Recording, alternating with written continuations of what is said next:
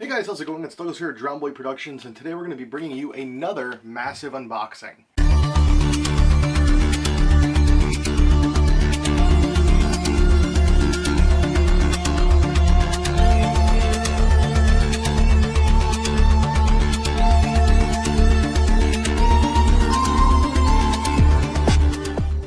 So a couple of weeks ago, my friend and fellow mask collector Caleb James hit me up on Instagram and asked me if I was interested in buying a few 90s centered pieces that he had in his collection. He was cleaning out his storage and just getting rid of a few things and asked if I was interested. Unfortunately, I didn't see the message until a little bit later, and I actually missed out on a few key pieces that I was super interested in, but he did also have quite a few things I still wanted, so I picked those pieces up. And the package just came in, and it is massive. And it is very, very heavy. With as much as it probably cost him to ship this thing, I'm wondering if he actually even made anything at all. I know he got somewhat of a work discount, but I got a really good price on this stuff, so now I kind of feel a bit bad. I'm also a bit concerned because this is a very large, heavy box, and I feel like what I was supposed to get shouldn't weigh this much, or it shouldn't be this much in this box, so there might be stuff in here I don't know about. He didn't let on to anything like that, but let's see. Alright, and it is now open. Oh, nice. Okay, let's see if I can lift this up so you guys can see it. On the inside here, it says Beware, and a very familiar looking G. I guess it would have been much easier probably to just pull the paper out. There you go. Okay, and inside we have a lot of bubble wrap and a lot of stuff. Okay, I can see that there's for sure at least one more thing in here than what I bargained for, so alright. First thing, here we have a piece that I actually did pay for. I knew that this was coming.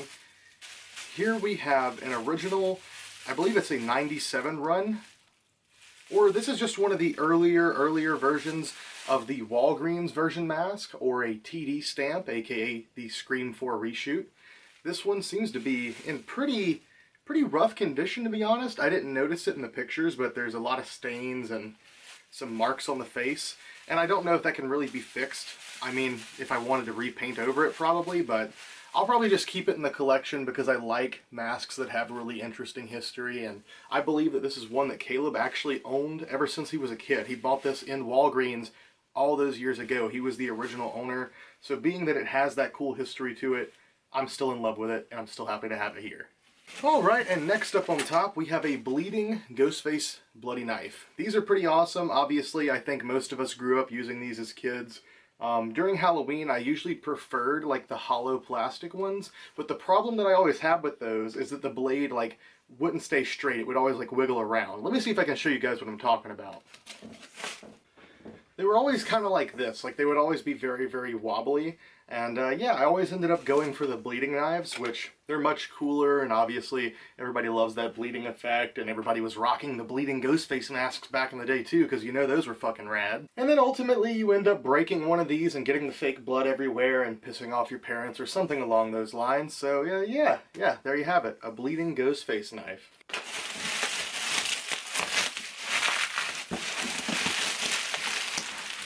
Feels like this was just an entire box within a box, and maybe that's why things ended up costing so much.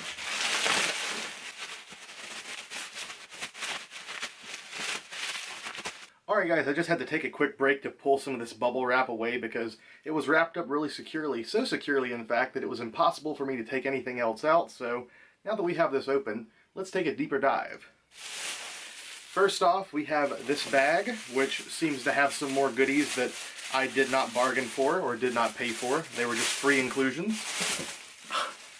Man, this is so sick. Thank you so much, Caleb. So originally Caleb showed me a bunch of different Goosebumps stuff, a couple of Scream items, which unfortunately I missed out on a couple of those.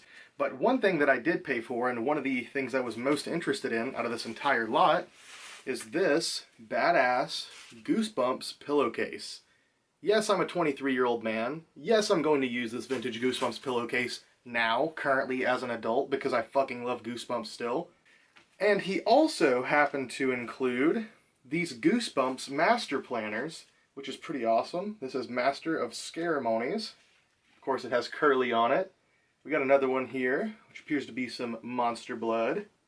Very fucking sick. And of course, the horror from Horrorland. And on the back, you got him on the back there, so you got his backside. These are pretty awesome. I actually didn't have these in school, but I did have like a Goosebumps planner, and it had like worms coming out of it and stuff. It's pretty freaking badass. I wish I still had that. That's one of the few things that I didn't keep from my childhood. And I just noticed inside he included even more stuff, so let's have a look. Oh, there's some more goodies in here, guys. This is so badass. Like, my inner child is just freaking out so much right now because this is all stuff that I love. Okay, so first off, we have this sticker from Black Rabbit, which I believe is the band that Caleb is in. So if you guys want to check them out, I'll put their stuff on screen now. And here we have, I don't know necessarily, oh, okay. And here we have a Goosebumps postcard, which I've never seen one of these. Apparently it came from the 1997 wall calendar. Pretty badass.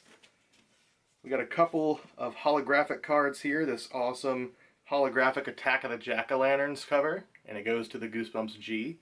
On the back, it's a Checkers and Rallies promotional thing.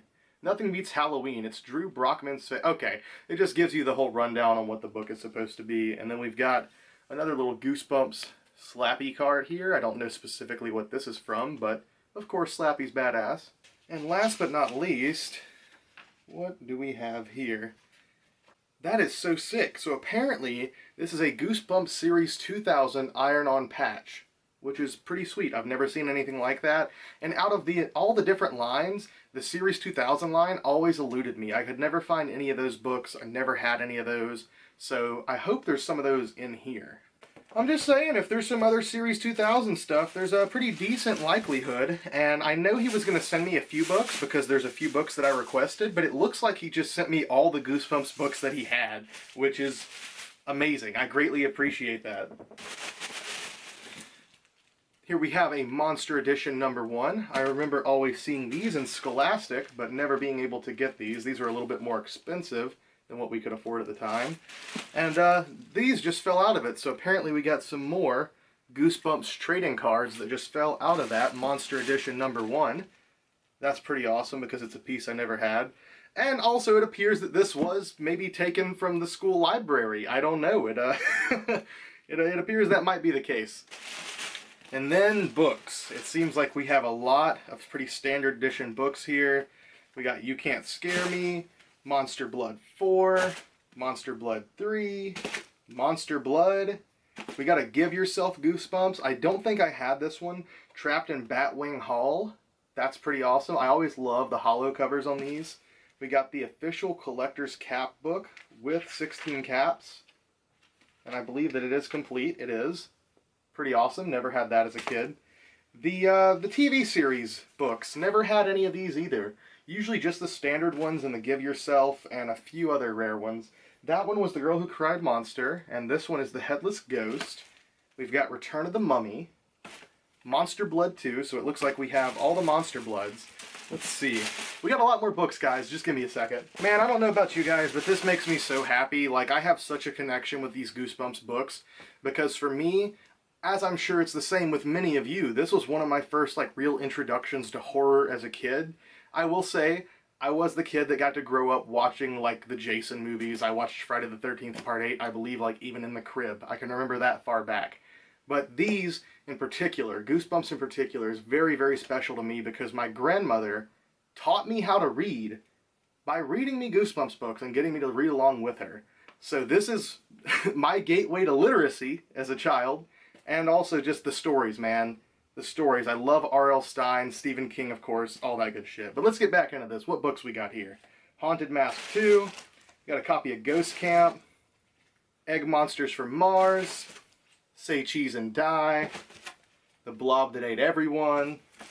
A Shocker on Shock Street. Legend of the Lost Legend. I think this is one that I did not have. Oh, and that's badass. On the back of it, it has a Kmart original, like, discount sticker. Say Cheese and Die again. Another copy of A Shocker on Shock Street. And any of these that are duplicates, guys, same thing with like any masks. If I get duplicates, I usually try to like give those away, or I'll gift them to someone who I feel like would appreciate them, because I don't need more than one copy of any of this stuff. I try to keep just a nice copy for myself and then give the rest to somebody else who would enjoy it. You guessed it, guys, more books. We got quite a few. This is awesome. Still More Tales to Give You Goosebumps, special edition number 4. This is another one that I've never read.